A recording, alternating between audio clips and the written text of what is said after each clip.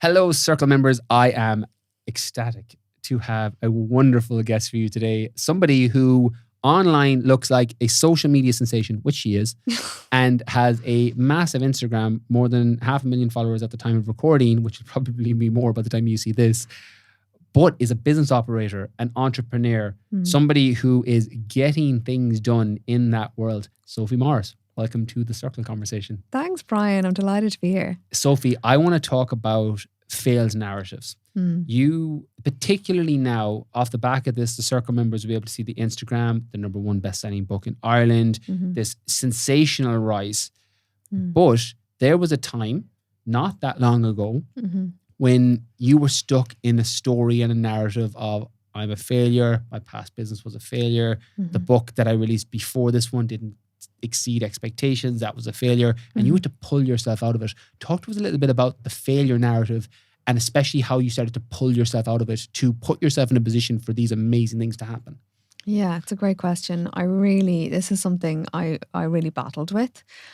So I started my first business, which was a food business, cookie dough, in my early 20s, totally naive to what I was doing, but I had so much belief in myself, like crazy self-belief, self-driven, really believed in my product.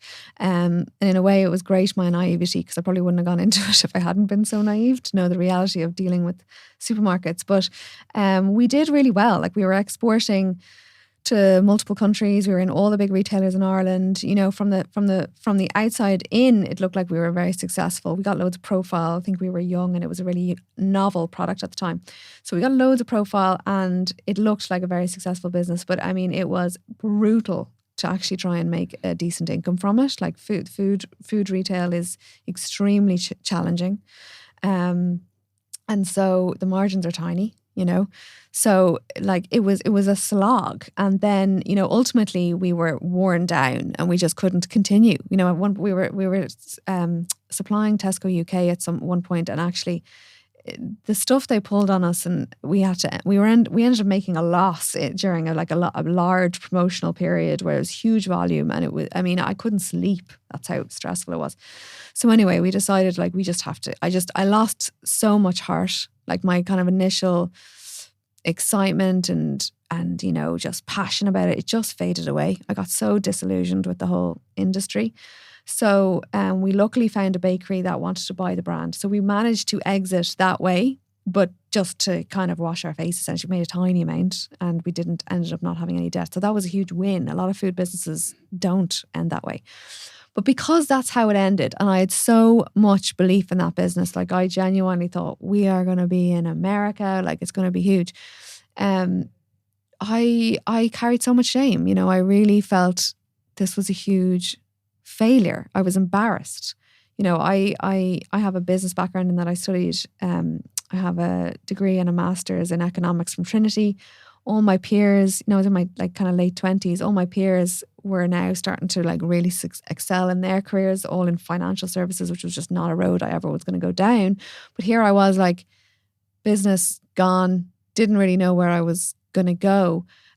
So I battled with that narrative that I'd failed for a long time, you know, really struggled with my confidence. And I said to you before, then I had kids, and so I pivoted then. I became a certified nutrition coach, and I wanted to much more get into the health side of food.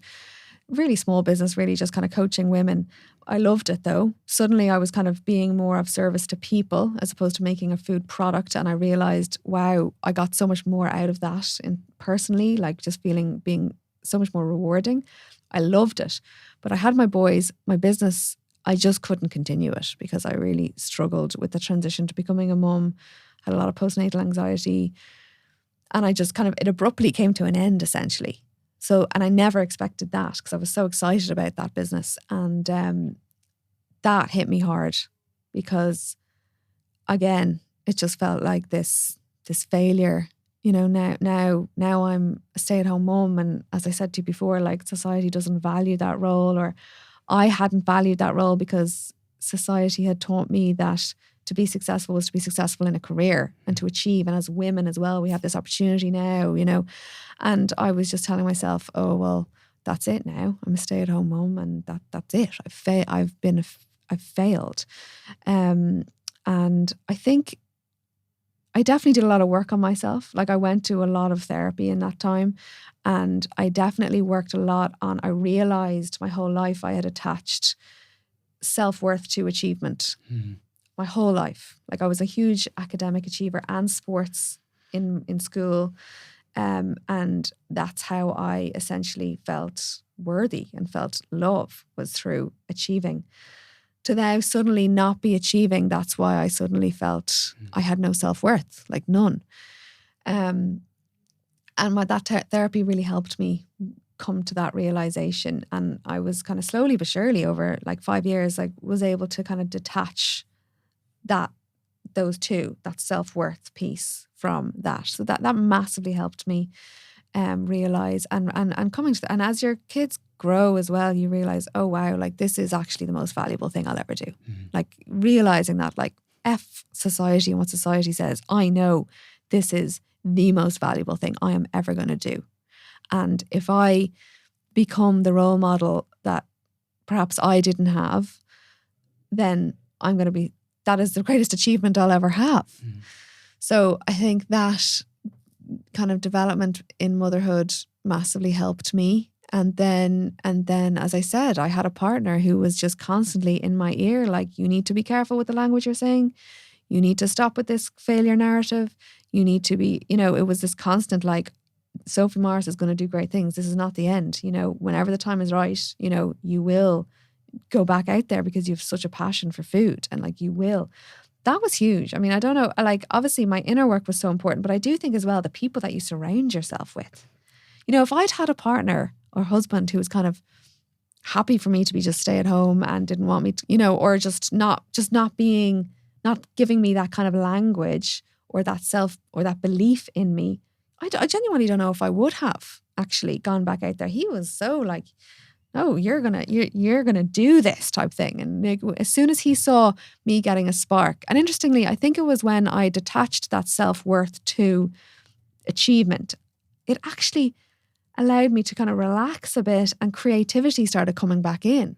So then I started suddenly getting ideas of what I would like to do, and and it kind of, it became a lot more of it was more, I suppose, coming from a place of at peace rather than resistance, I suppose. And that's when I started kind of working again and started making content again. And then sure, look, then my page took off. So that's kind of what happened, really. Yeah. But I think that was what happened in that period that helped me, I suppose, start again in a new path. I love that. The importance of your support system is so important. I'm thinking I've got Dan in the circle and his wife Cher. He was one of the number one sales in the US in cars, and he worked in a health business, and he had this dream of doing his own business, and his wife Cher is always like, you need to do this. And it's just such an important thing. It is. It really is. It is, because likewise, I've actually had some people in, close enough to me where it hasn't been that energy from them. You can just, and maybe it's not outwardly spoken, but you just know they're not. You're vibing it. They're just not supportive. And like this last year in particular, that's really shown up for me, like on a huge way. I know the people close to me who really celebrate my wins versus the ones that don't. Yeah. It's quite eye-opening actually. But I've realized, okay, no, I want to put my energy and my time. We're all low on time. We all have limited resources. Like, I need to be surrounded by those people who are giving me the energy that I need, and that who will lift me up. And, you go away and you feel uplifted. You don't feel dragged down. I think that's massive. And I've really I'm really intentional about that now, about where I spend my time. And rightly so. Like, success is the great illuminator, unfortunately, good and bad. That's a really good saying. It's so true. Yeah. It's been eye-opening for sure. It is, because your last year, a lot of the people who have listened to the main podcast who are listening to this now, like, it's in the last year you went from 20,000 followers to over 500,000 and counting. Yeah. A number one best-selling book in Ireland. Yeah. Just a crazy explosion of everything over the last year. Talk to us a little bit about, I actually got two questions, because we touched on this on the main podcast, but I want to go into it a little bit more detail. Your first viral clip was on Greek yogurt. It was Greek yogurt, Greek style yogurt. Yeah. talk to us about where that idea came from. And the reason I'm saying this, I've got a couple of people who are in the circle, Megan particularly, who's coming to mind, who's very consistent with content, always going out, and it just takes one thing. One thing. Talk to us about that, and then how that led on to the next one, which led to 5,000 followers a day, and it just exploding. Yeah. So that very first one genuinely was off the back of a conversation I was having with someone. It was a lady I was coaching at the time, and she was really concerned, confused in the supermarket. Like, she genuinely was just overwhelmed in the supermarket, and she was completely she just didn't understand, because, probably, we all do understand that protein is very important, and particularly for women as they age, and she'd heard me even say that. And then, but there's all this protein messaging everywhere in the supermarket, and she was just totally like confused and didn't know, bamboozled in a way. And I was talking her through food labeling and, the role of marketing, and just really explaining about how, let's learn how to read ingredients. I was helping her to kind of learn how to read ingredients. And I don't know how the Greek yogurt thing came up with her, but it did. And she was just kind of blown away about the Greek style thing. And I was like, oh, wow, that's really interesting. I thought that was kind of, I thought people knew that, like that the word style means there's nothing wrong with it. It's just a different, she really thought she was getting lots more protein than she was from her Greek style yogurt. So I decided to do a video on it because I saw her reaction. I just thought, oh, maybe that'll help other people. Maybe that'll be interesting. And it was a time where I was trying so much different types of content. Like, a lot of content creators, nothing had ever taken off for me in a huge way. It was kind of very slow and steady. I've been making content since the cookie dough days, years. And it was always very steady, slow growth. So I was always doing lots of different types of content. And anyway, did that one thinking it might help someone or two. And it just went so viral. And I do think what stood to me was, and again, my partner Robbie saying, do another one tomorrow. Like, literally don't even wait a week. Like, do one tomorrow. Because I thought it was an algorithm thing. So, well, okay, why don't I just do one tomorrow? And I knew I had a wealth of content in this space because it was something that really bothered me, a lot of food marketing. And the next one was Activia Gut Health, deliciously good for your gut health, which is very high in sugar, which just bothers me. And particularly because I know a small food producer who makes beautiful sheep yogurt, like completely natural, nothing strained, nothing added. It's a gut health. It's the live bacteria in there. It's a gut healthy yogurt. And she has been so restricted what she can write. She wrote digestive friendly on hers and she was made to take that off. So you see the double standards between a small food producer who doesn't have any power, financially, and you have a huge multinational brand who has a lot of power. And you think that's not okay. So that was a kind of incentive there. But I did this gut healthy one, and then that went viral. And I was like, so I actually asked people in that, what other foods in the caption? Like, what other foods do people want to see? And so I actually got my ideas from that. It was like bread, very kind of staple kind of foods. And what really stood to me was I did it every day. I mean, I was wrecked and I was kind of running on adrenaline because they were all going viral, every single one. And it was just every day. And I was like, I need to go to the supermarket tomorrow. Now I go in and I do a number of them in one go and I plan it in advance and I know what I'm doing. Whereas that was such a adrenaline situation. I was just kind of going after the school running in. What will I do today? Oh, and I was just doing them off the cuff, but they all went viral. So I think what I kind of give myself credit for is that I didn't just think, sure, yeah, that went well, I might try it again another time. I stuck with it and I did the same thing day after day after day, and it just compounded. Oh, it's such great advice. So much there for people, from capturing momentum and motivation when it's there and building on it. Yeah. Showing up consistently. Yeah. Leaning into the thing that's uniquely you based on your history, your background, your backstory, the thing that irks you or pain peeves, particularly for you, listening to clients and what they're struggling with. Yeah, so that's true. much value there. Yeah. Wow. Like, just that alone, Sophie, is so helpful. That's great. It really is. The last thing I want to ask on, and we did touch on this on the main podcast, but with virality, there's no way to avoid negativity online. It's unfortunate cost of entry. Rebecca's in the circle as well with over 1 million followers. There's just no way to avoid it. No. Because people are seeing, particularly on social media, out of context clips. Yes. There can be activations and triggers. People have very tribal viewpoints on food. What's your current process for dealing with negativity? Do you block the accounts? Do you go off your phone with digital detoxes? Do you talk to Robbie, your husband, about it? What's your process for, because we all have days, I call them doubt days. Those I had a doubt day folder in my phone for the early days of business. Like when people would send me lovely messages and I'd get those days, I'm like, oh my God, nobody's, like I'm not helping anybody today. And then I'd read the doubt day folders. It helped massively with me in that early stage when I was struggling with this, because you have that imposter syndrome, etc. But dealing with the negativity is nearly a similar but different thing, because you have to protect your headspace as you're growing. What's your process for that currently? Yeah, that's really good. That's really good. Yeah. So at the start, I struggled with it because, like I said, it was such a whirlwind. Everything was new. I thought like I'm really having a positive impact. The messages I was getting were unbelievable. So I was like, wow, this is really helping people. And that drove me. So then when it first happened, wow, it hit me like a ton of bricks. So I didn't have a protocol then. And it definitely impacted me. And I felt a bit like disillusioned. Oh, like what actually is happening here, and it was hard. But yeah, Robbie was a huge force on me there, and he was like kind of talking logically like that there is a bit of a nature of it. You're not going to please everybody, and just go into your inbox because I wasn't able to read all my messages, but like in those moments, like your doubt folder, I love that was the same thing. I went into my inbox and I just started reading messages, and it's that positive, okay, wow, like actual stories, like that lady on the freezer aisle I talked about earlier, like the stories of people that pulls you out of that, and you go, okay, no, actually, look, I am making a positive impact. So I still do that.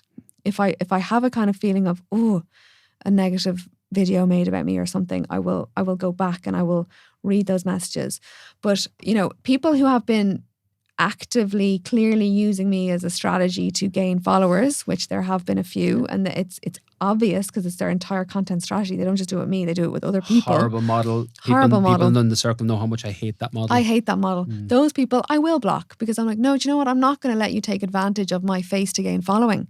You're not just trying to do a constructive criticism or a constructive argument. You genuinely are just using my face because I've got all these followers now to gain following. So no. So I do block those people. People who are just kind of, disagreeing, no, I wouldn't block them. If there's a lot of any kind of really negative, nasty comments, which I feel like you just wouldn't say to me if you were in person with me. My MO has just decided, and I got advice of other people who've kind of been through this, other kind of large content creators. I just don't engage in them because I'm so... like we said about where we put our energy and where we get our energy from. Like if you're feeding into that and you're suddenly getting into this back and forth with somebody on a comment section, right? How much time can that actually take? You're drafting what you're writing, and you're never going to appease these people. This is what I've realized, and Robbie's been really good at this to me. He's like, that narrative is in that person's head. You've triggered them. They're just not, no matter what you say, they're going to come back with something else, and they're not going to be like pleased by what you say. They're not going to change their tune. So why put my precious time and mental headspace and energy into trying to change this person's mind when I have two small kids at home who I try and be with in the afternoons? Like I'm not even full time at this yet. Like I want to be with them in the afternoons. I'm trying to make positive content on a daily basis for the people that are finding it extremely beneficial. So yeah, I'm like, no, do you know what? I'm not going to engage with that because I just don't want to put my energy and efforts into that when it could be into something positive, I call them pigs. Have you heard of the framework? I call them pigs. Those people who are arguing with you online, like when you're arguing with a pig, it's like you both get covered in shit, but you just make them happy. Totally. Like, it's like don't argue with a pig. Yeah. Like, you're just not going to get anywhere. No. It's just futile. It's a waste of time, waste of energy, and so much other things to potentially do. Yeah. Last thing I just want to touch, because it kind of ties into that, and then we'll wrap on this because there's so much here for people already.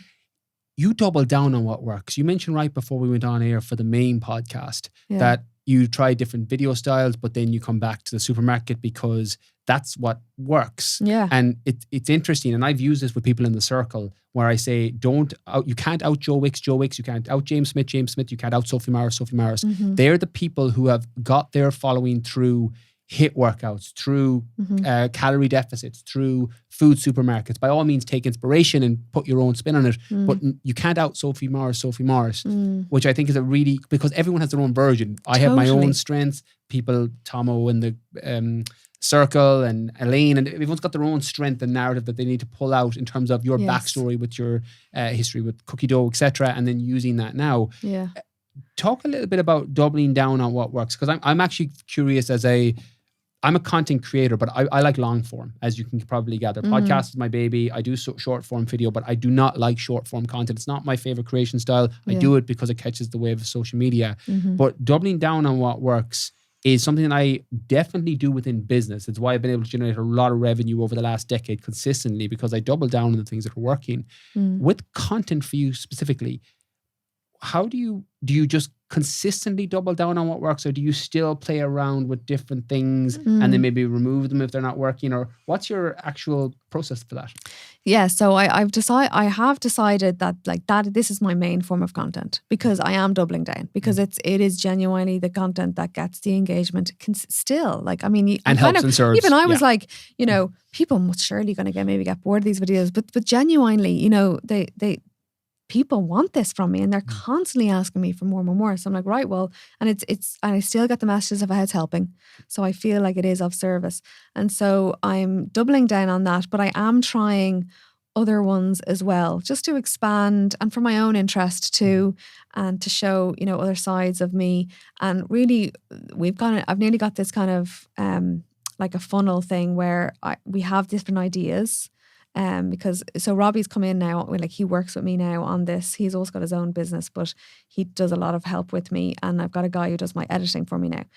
And so we've got a little like kind of ideas list, and kind of testing them. And if it does well, I might keep that. I'm trying to get like 2 or 3. I haven't got there yet, but I'm trying to have like 2 or 3 forms of content, and they are consistent though, what those 3 are. You know, I have my supermarket, that will always be there, the main one, but I'm hoping to try and get another 2, let's say, and then use those. But we're testing at the moment. If it doesn't do well, it goes down the pile, basically. But that's kind of what I'm trying to do. But I will continue. The supermarket one is my main one. Yeah, and doubling down on what works. I think totally. Something I've said to people in the circle is you will get sick of your content before the audience does, because you're saying the same thing. Totally. But they're not. They're not. And the algorithm as well, sometimes even the followers that love what you do aren't getting served that one today. Exactly. For some reason. Yeah. It's a funny one. Like, but even yesterday, some woman contacted me being like, yeah, well done on your book and everything, but I can't wait to get more swaps content. You're just doing a lot of PR on your book at the moment. I'm like, oh my God, hilarious. You can't keep people happy. I'm like, I'm still releasing a swap every day, you know. But that's the nature of the beast though. And like we said it on the main podcast, you can't keep everybody happy. No. It's actually a terrible strategy. Like you should, repel is the word I use, but I don't mean repel in a negative way. I mean your content shouldn't land with some people because it means that it's really landing with the potential super fans. It's really landing with the people who really need it. Totally. Polarity helps in business. Yeah. And then again, nobody wants to be on the negative side and people hating, etc. That's part of it. But polarity in the sense of that's not for me. Like, you know, I love your content, but I don't go in for your food swaps every day. Nutrition's my background. Yeah, you know it. I know it. But then like I was very attracted to the passion project that you did about the book. I was like, that's what I want to unpack. I want to go deeper on that stuff. So different things connect with different people. Completely. Sophie, so much here for people. I'm going to link the book. I'm going to link the course. I'm going to link the Instagram below for those to check out. Everyone in here will be familiar with you already. So they can follow up more. But so much, as I said, just to put that spin, like you are an Instagram sensation with the growth over the last year, but you're an operator, business owner, entrepreneur, which I love. And I don't think everyone gets to see that. So I'm glad I got to highlight it. No, so thank I've you so much again. That. Thank you. Thank you so much for being able to expand, people's understanding of me. Yeah, thank you so much. My pleasure.